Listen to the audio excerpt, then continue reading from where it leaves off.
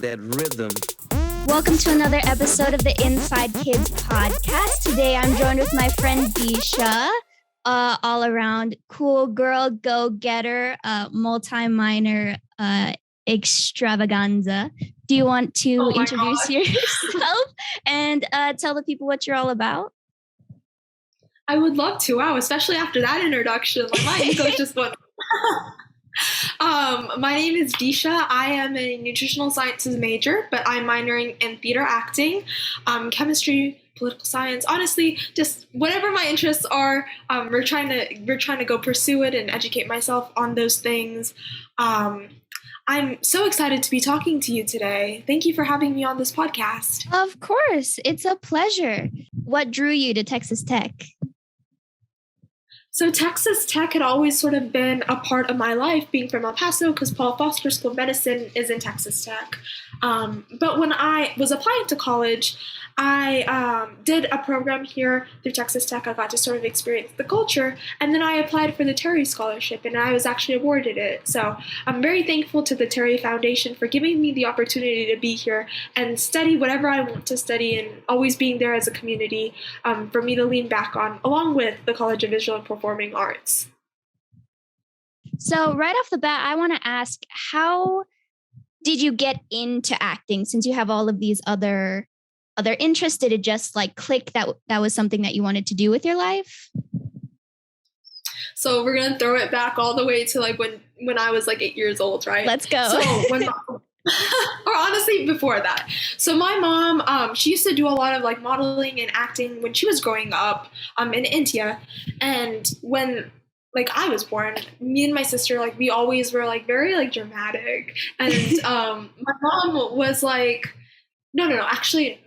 Let me fix my story. So I got discovered at Kmart out of all places. And you know how Kmart used to have those, I know, out of all places, like it sounds so cool. I haven't done anything that great yet, but like maybe one day I can like sit on a show and be like, yeah, I was discovered at Kmart. Or maybe it's this show. So me and my sister and my mom were all going to like go take family pictures at Kmart, and the photographer was like, you have really pretty girls for me and my sister. Can we please submit them into the, I think it was like the Miss America Circuit beauty pageants. Wow. So from there, oh, no, it wasn't like Honey Boo Boo. It's not what you're thinking. But it was very like natural. It was all like talent based. I got to like do my talent. I'll get into that in a minute. But my mom was like, no, like, what are you talking about? I'm not going to like put my girls in this. And then he's like, no, please. And he kept pestering her. So she was like, might as well just give it a shot. So me and my sister both did it. I'm from El Paso, Texas. So I was Miss El Paso, Texas. And then I was runner up for Miss Texas. And from there, like, I sort of got into the whole, like, glitz and glamour of stuff. And it was like, cool to get a taste of that world. And my mom said at the time I was turning into a brat. So at that point, she was like, nah, you got to go back to school. You got to get your education being your first priority again. So she took us out of it. But it was during that time where I was auditioning for different shows. Like, I was auditioning for Disney shows. I was auditioning for different things. And I really liked it because, like, I got to be all dramatic. Like, it was cool, like, seeing different aspects, the cameras, like the crew, all of that cool stuff. So that's kind of how I started. And then I went to a health magnet high school. And in my health magnet high school, we had a theater group, but they didn't really do anything. It was more of a hate on society group, which I don't even know how it like correlates to the theater class. It was just not for me. So I didn't really have like a theater group I was a part of in high school. But while I was in high school, I still wanted to do stuff with it. So I was a part of a modeling agency that represented El Paso. I did a lot of like commercials for local, I guess, companies in El Paso.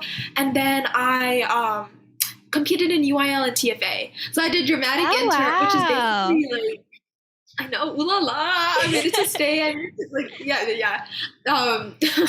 Yikes. The humble queen I am. So I would compete for UIL and TFA, and I would do dramatic interp and humorous interp, and those are basically where you like do monologues in front of a set of judges. And I did that for all 4 years. I love public speaking. I was always like a keynote speaker. So I basically like being on stage and in front of people and having the ability of using my words to impact others.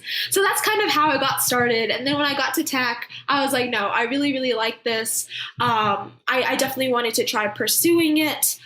And that's what kind of brought me to Texas Tech with the theater, the theater department. And that's why I'm getting my minor in it.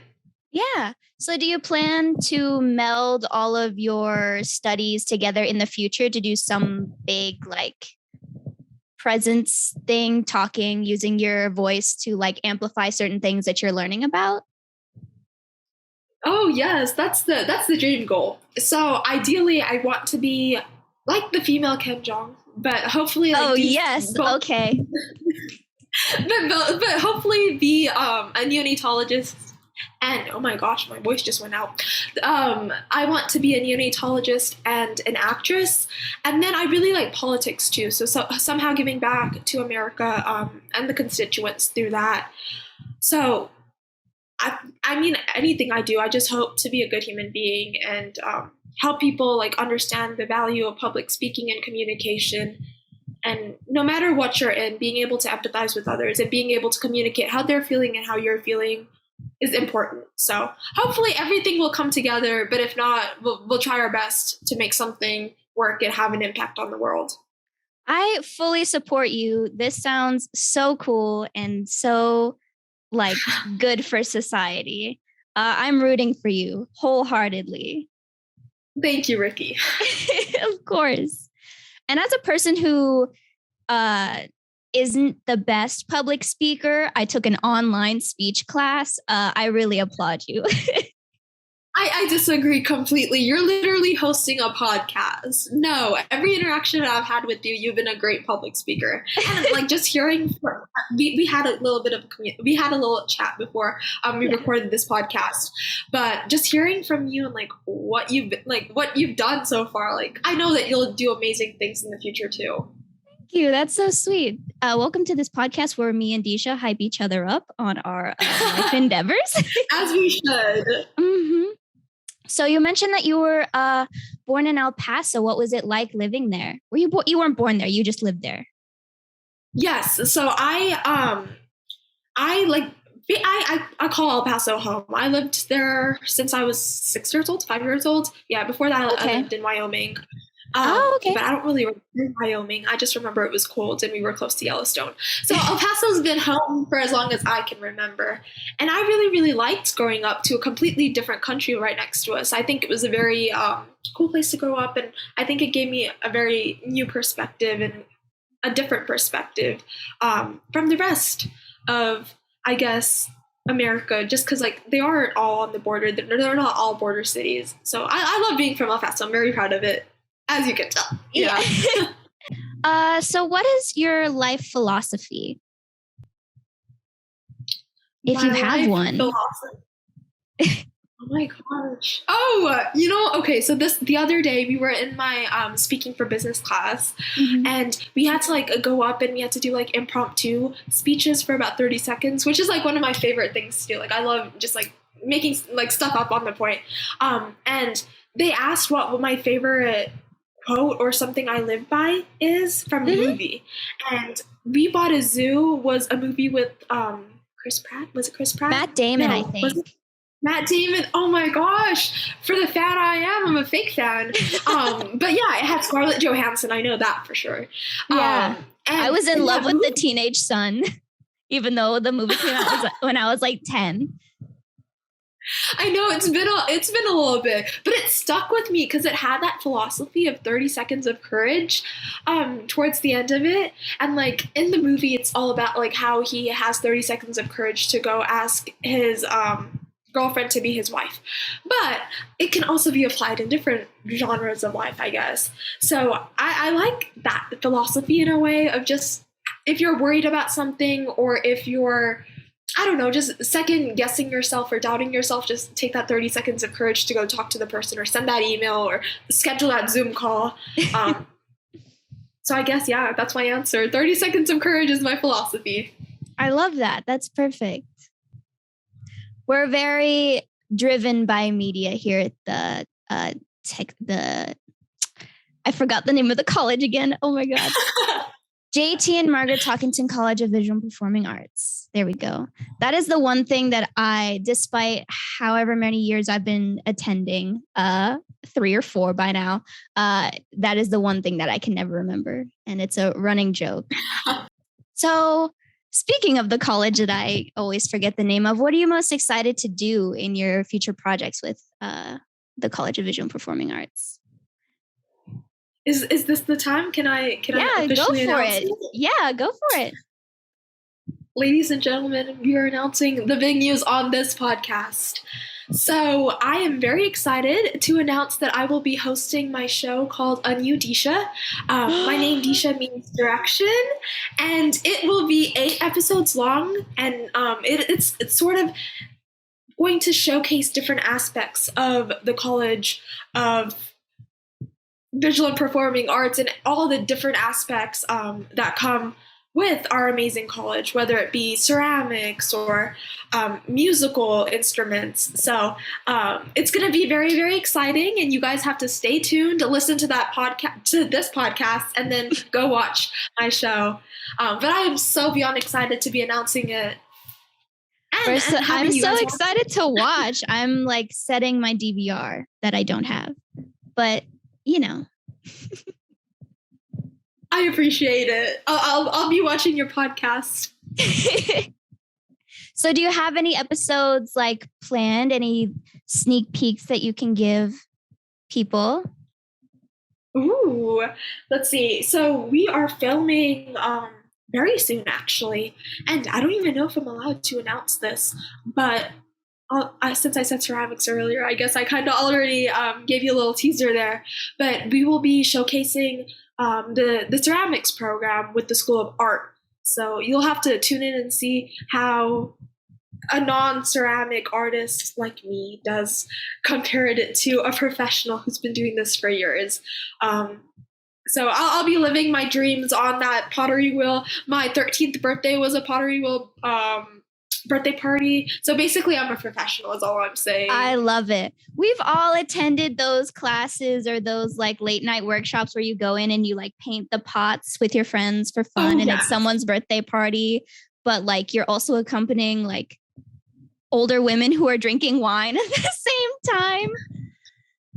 No, that's honestly what I did. Here, let me show you what I have. I made this at the pottery place the other day. Like, okay, I didn't make the cup, but I painted it. Okay, that is so cute. I copied Van Gogh. I love it. My sixth grade art teacher will be so proud. We had to do Van Gogh and we had to draw Starry Night. For the people who are listening, this is Starry Night on a vase. Not even a vase, on a mug. We love to see it. Yeah. The artistry. A+, Disha. Thank you. Very proud of that. Trying to show it off to everyone who will look at it, basically. That could be our thumbnail for this episode. Huh? Oh, wait. Let me hold it better then. Let me hold it up better. There we go. What did you do in DC? How was that experience for you? I was in DC for the spring semester last year, and it was such a cool opportunity. So I was working for the House of Representatives, and I was it was so cool. It was a dream come true, and that's kind of fitting into the whole politics aspect of my passions. So it was very, very neat. I got to be there for the State of the Union speech. I missed the congressional, or what's it called? The inauguration ceremony by a few days because they found a pipe bomb on the street I was supposed to move into. So it was like things like that where you only expect them to be in a movie, but it was like my actual life. That's crazy. It was very, very, very neat. I got to meet a bunch of like fancy pants people. I got to hopefully serve. I mean, I did serve the constituents of the different districts of Texas, but I hope I actually made a difference and it made an impact on them. But it was so, so cool. And I'm so thankful to Texas Tech for that opportunity. That's so cool. Was that like one of the first things that you got to do outside of Texas? Like for Texas?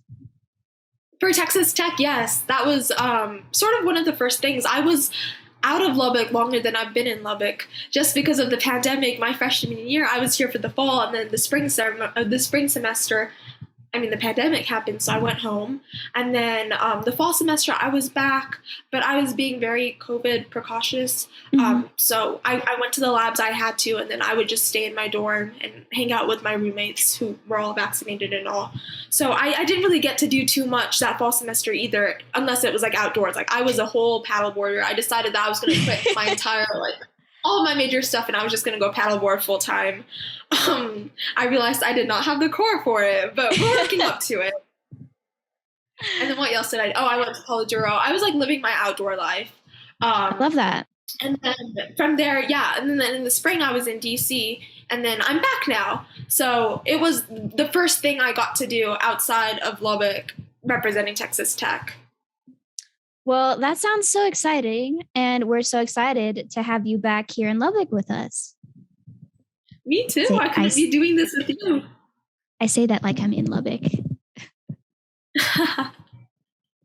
Wait, so are you in Hawaii right now? I am right now, yeah. So like your 6:20 is my 1:20 p.m. Oh my gosh, I was about to be like, if you're talking to me at 1 a.m., like you do that, you do not have to do that. I will work around your schedule.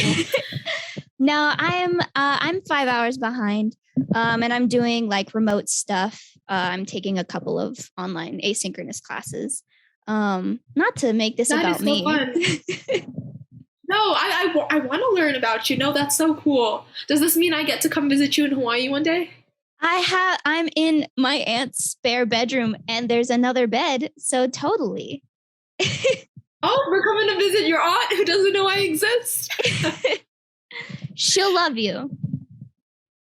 One of the things that being here, I haven't gotten to see my family in a little while because a lot of them are here, and when I left when I was young, I hadn't come back since I left when I was 10. So there was like an 11-year difference of like, I came back and I visited my family in June, and then I'm back here now. And it was very different seeing a place as an adult, kind of. As a 21/22-year-old, people like aren't as tall as I thought they were.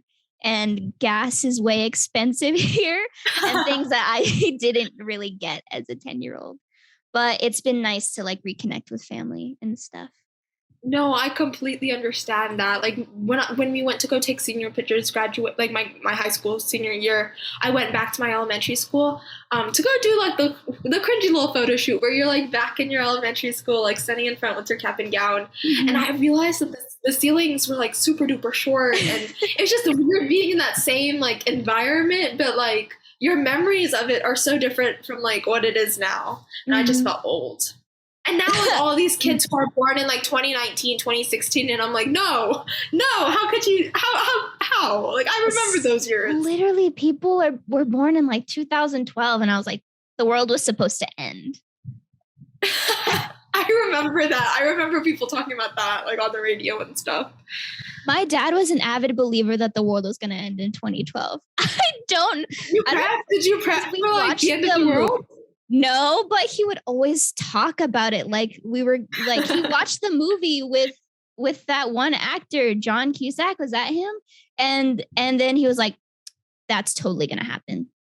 And nothing to do with the Mayan calendar or anything. I'm pretty sure he just watched 2012. Hey, those are the types of fans you need for movies. Your dad would have been there at that premiere, like cheering them on all the way. Mm-hmm. He was a carpenter. He would have made his own boat or something. He would have survived. He would have made it. Like me, I've been thinking about like, have you watched Squid Games? Yes. Binged it all in a Who day. hasn't? That's the answer right Literally. there. No, I was like I was contemplating my life. I was having like a quarter life crisis. And I was like, what would I have done if I was in that game?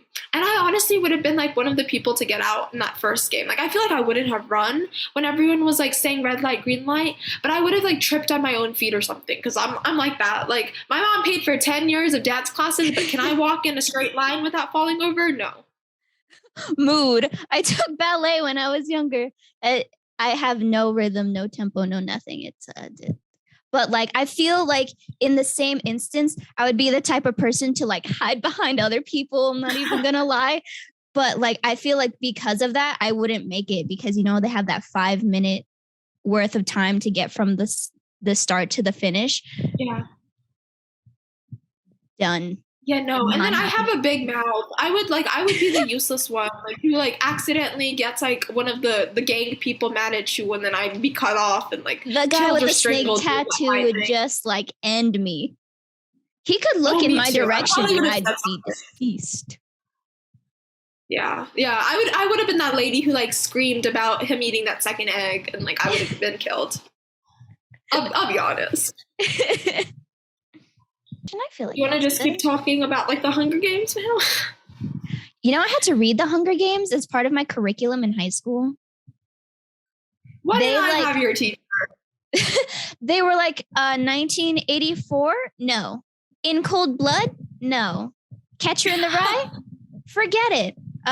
Mockingjay Part 2 and 1 and 2? Yes. And it was like before the movie came out. So I was just reading this and I was like, why? Of all the series to read. You didn't like it. Don't tell me you didn't like it. Ricki, we can't be friends. What in the world? How did you not like Hunger Games? I'm not big with the dystopian novels, to be honest. Oh, okay then. You're lost. I hold Hunger Games in higher regard than the Divergent series, if that means anything to you. Okay, same here. I liked Divergent, the first one, but then Hunger Games has always been like higher up. Mm-hmm. Period. See, in my head, like Squid Games was like the 2021 version of the Hunger Games, just like in a different language with more cultural representation. That is such a good comparison. Oh yeah, I've got a brain in here. I didn't think about it. That's good. Thank you. I did say it myself. That was like when I was younger, I was a big Harry Potter type of kid. Oh, me too. And like that was like I went to a private Christian school though when I was younger, and like a lot of the Harry Potter movies came out like 99, 2001, 2003 as I was like a kid growing up in a private Christian school. So talking about magic was kind of like taboo for me. So was it like one of those schools who was like Harry Potter is the devil? Not the devil, but like I wasn't allowed to mention it in school. Oh, wow. They were like, magic's not real. God. And they were just like, yeah, don't mention, like, don't whisper spells and try to hex people. I was like, oh my gosh. I mean, I respect it, but no, I loved Harry Potter too. I was definitely a Harry Potter person. My sister says I'm Slytherin. I refuse to believe it. And like the sorting hat chooses what you want it to choose, kind of. It takes it into consideration. So just so I can be friends with Hermione and be friends with Harry and like Ron and all of them, I am a proud Gryffindor. I am also a Gryffindor. There's like the website where you can, it's like Pottermore. I say this. Yeah. I know my Patronus and all that sort of. Yeah, I've heard about that. Yeah. Not that you haven't taken it like 20 times. Yeah. Literally. But Pottermore doesn't take into consideration that I want to be a Ravenclaw. So I've been a proud Gryffindor for a while. Oh, really? Mm-hmm. You want to be Ravenclaw. See, my test, it's been inconclusive. Maybe I am divergent. Maybe I did identify as divergent. Let me change my philosophy. I am divergent. So I went to, so you know how in New York City they opened up the new Harry Potter store? Yeah. So this is my time to flex. So I've never been to Harry Potter World. I haven't been to Hogwarts, Universal, in Florida or in LA. Yeah, in Universal Studios. I've always wanted to go because I wanted to try butterbeer. And I was in. It's everyone's dream. Butterbeer and butterbeer only. Honestly, people people overhype it, but no, it's worth the hype. So I got to go to that store, and it was when I was doing all the Off Broadway shows and all of that stuff. So when I was there, it was the longest line ever. But they had a butterbeer shop, and then they had they had the diadem, they had the Elder Wand, they had all the artifacts from the actual movie in the shop. And then apparently Daniel Radcliffe Daniel Radcliffe himself went into that store the day after I left. I was so mad. I was I could have run into him. I could have met the man, the myth, the legend. Oh my gosh. It's my one regret in life. Why didn't I do it a day? Why didn't I stay after hours, hide away in that shop waiting for Daniel Radcliffe? Oh, yeah. Why didn't he appear when I needed him, the Sword of Gryffindor? Yeah, exactly. Why? Yeah, exactly. Why wasn't he like that? How dare he? How dare he have a life besides Harry Potter? You said that you were in Off Broadway shows? Tell me about that. That sounds awesome. Oh, thank you. So I kind of highlighted it when I had when I did the whole Instagram takeover. Instagram takeover. Oh yeah. So I kind of highlighted it during the Instagram takeover. But yes, I had the opportunity to be a part of this show called 12 Incompetent Jurors. I was juror number 9. So I pretended to be a PR person for a celebrity. I think it was Ariana Grande. So I got to be hi, yeah, I'm so cool like that. Yeah, I live in LA. So it was a very cool character to portray. And it was so cool to meet people from all over the world. It would have been in person, close to Times Square, but because it was COVID, it was through Zoom. But that meant that a lot of our cast members were all from different parts of the world. So we had a cast member who was from Brazil. We had people from all over America. So it was very, very cool to sort of network, meet people, but at the same time build a community and just hear from different actors. That is you're so cool. What?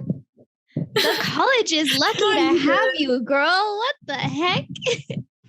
No, I'm lucky to have you guys. Anyone can do this. You just got to try. That's true. That should be my philosophy. Try new things. Thank you for being on this episode of The Inside Kids. I was so happy to have you and talk about your endeavors for the college. For listeners, you can find this podcast on Spotify, SoundCloud, and all of your other streaming platforms where cool people like you listen to podcasts. That rhythm.